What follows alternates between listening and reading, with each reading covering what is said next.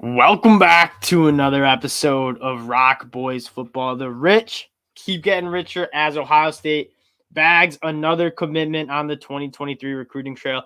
Jelani Thurman out of Georgia, a guy who's a top 70 player according to 24/7 Sports recruiting rankings, a guy who's top 150 on the composite, and a guy that you got to feel has the sky is the limit for this guy. You look at the frame, he's 6'5", 230 pounds. Coming in as a tight end, I wouldn't be surprised if he plays more of that jumbo slot receiver. I'd be very surprised if you see him playing in line a lot because the athleticism is there. And he's more of a guy you want to get out in space as opposed to more of the traditional Jeremy Ruckert type tight end that plays in line. Again, this is a massive, massive win for Ohio State. A guy that was just at the Under Armour high school camp this week, playing against the best recruits in the 2023 and 2024 class, and was a top 10 performer according to On3. He's a really talented guy who plays two sports. Before we get into the player, before we get into what this means for the program, just wanted to say thank you guys for all the support. If you guys do like talking college football, consider subscribing to the channel. It's been a blast talking ball with you guys in the comment section, and we really appreciate the support. Let's start talking about Jelani Thurman. Again, we note the frame. He's 6'5" kid, 230 pounds. He could go a couple different ways. He could kind of stay at that 230-pound weight and kind of play more of that jumbo slot receiver role, or he could put on some weight. The frame is there for him to play at 250 pounds and be more of that inline traditional tight end that you see Ohio State have. Think of the Jeremy Ruckerts, the Luke Farrells.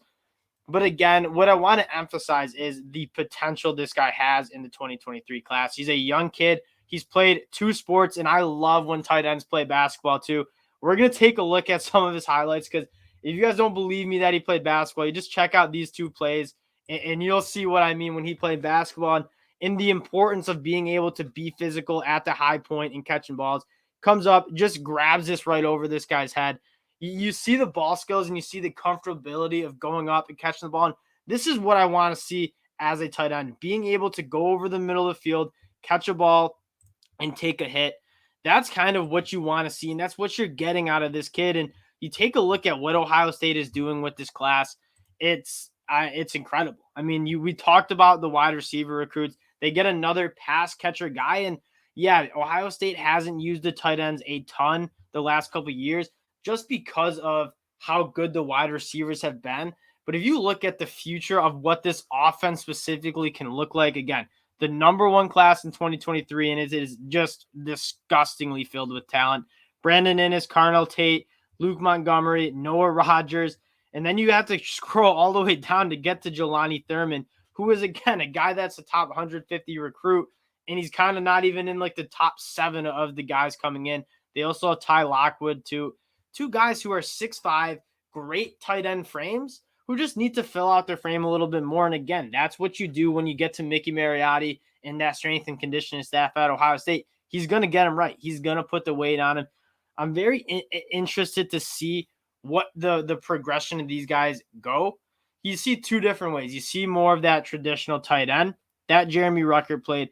You could also see a little bit more of like what G. Scott, I think, is going to do for Ohio State this year. A guy that not many people are talking about around college football. Even Ohio State fans, I don't see talk much about G. Scott, but a guy that, if you're talking about putting a tight end who puts a defense in conflict, that's the type of tight end that you want. A guy that you put a safety on him, he's bigger and more physical than those safeties. You put a linebacker on him, and he's just going to outrun those safeties because he's a better athlete.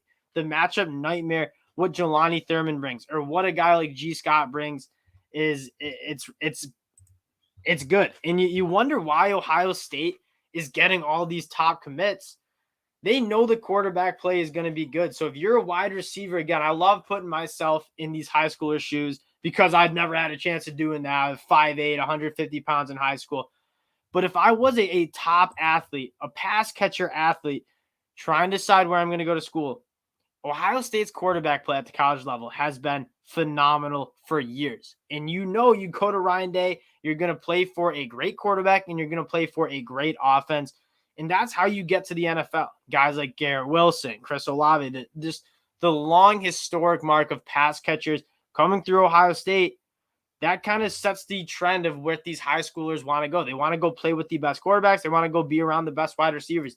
Even if you don't play immediately like Jackson Smith-Njigba, didn't play immediately as a true freshman, but he's around grossly talented wide receivers. So when it's his time to come play, he's ready to go up, ball out. I think you could say the same thing for Emeka Egbuka, who's probably going to make some noise here. Julian Fleming as well.